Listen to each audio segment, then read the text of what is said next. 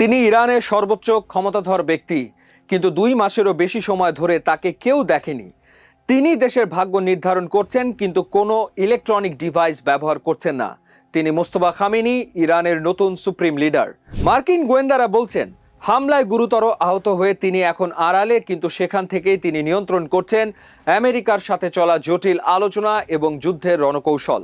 আজ আমরা দেখব কিভাবে এক অদৃশ্য ছায়া হয়ে মোস্তফা খামেনি পুরো ইরান রাষ্ট্রকে পরিচালনা করছেন। গত ফেব্রুয়ারিতে বাবার মৃত্যুর সেই ভয়াবহ হামলায় মোস্তফা নিজেও মারাত্মকভাবে আহত হন। শরীরের এক পাশে পোড়া ক্ষত আর পায়ে আঘাত নিয়ে তিনি এখন নিভৃতে চিকিৎসা নিচ্ছেন। সিএনএনের তথ্য মতে ট্র্যাকিং হওয়ার ভয়ে তিনি কোনো ফোন বা কম্পিউটার ব্যবহার করছেন না। তার সব আদেশ যাচ্ছে গোপন কুরিয়ার বা অত্যন্ত বিশ্বস্ত প্রতিনিধিদের মাধ্যমে হাতে লেখা চিরকুটে। এই রহস্যময় নেতৃত্ব তাকে ইরানের মানুষের কাছে এক অদৃশ্য শক্তি হিসেবে তুলে ধরছে। আড়ালে থাকলেও মোস্তফা কিন্তু নিষ্ক্রিয় নন। আমেরিকার দেওয়া 14 দফা শান্তি প্রস্তাবের প্রতিটি লাইন তার কাছে পাঠানো হচ্ছে। যদিও প্রকাশ্যে গালিভাব বা প্রেসিডেন্ট পেজেশকিয়ান কথা বলছেন, কিন্তু পর্দার আড়ালে চূড়ান্ত সিলমোহরটি দিচ্ছেন মোস্তফাই।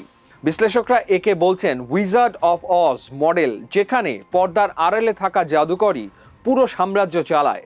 তার এই অনুপস্থিতি ইরানি কূটনীতিকদের জন্য একটি সুরক্ষা কবচ হিসেবে কাজ করছে, কারণ তারা যে কোনো কঠিন সিদ্ধান্তে মোস্তফার দোহাই দিয়ে সময় নিতে পারছেন।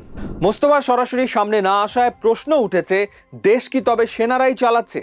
গোয়েন্দা তথ্য বলছে আইআরজিসি বর্তমানে ইরানের শাসন কাজে বড় ভূমিকা রাখছে, তবে মোস্তফা খামেনি আড়াল থেকেই সামরিক বাহিনী এবং রাজনৈতিক নেতৃত্বের মধ্যে একটি সূক্ষ্ম ভারসাম্য বজায় রাখছেন। তিনি জানেন এই মুহূর্তে বড় কোনো ভুল সিদ্ধান্ত ইরানের শাসন ব্যবস্থাকে তাসের ঘরের মতো ভেঙে দিতে পারে। তাই তার প্রতিটি পদক্ষেপ অত্যন্ত মাপা এবং গোপনীয়।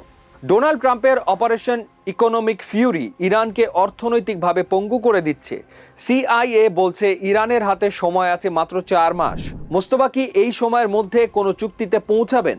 সম্প্রতি প্রেসিডেন্ট পেজেশকিয়ান তার সাথে 2.5 ঘন্টার একটি গোপন বৈঠক করেছেন। এর অর্থ হলো আড়ালে থাকলেও মোস্তফাই যুদ্ধের রণকৌশল এবং শান্তি আলোচনার মূল নকশাকার। দীর্ঘ 2 মাস লোকচক্ষুর অন্তরালে থাকার পর অবশেষে ইরানের প্রেসিডেন্ট মাসুদ পেজেশকিয়ান নতুন আয়াতুল্লাহ মোস্তফা খামেনির সাথে সরাসরি সাক্ষাতের দাবি করেছেন। পেজেশকিয়ান জানান কোনো মাধ্যম ছাড়াই তিনি মোস্তফার সাথে প্রায় 2.5 ঘন্টা দীর্ঘ বৈঠক করেছেন।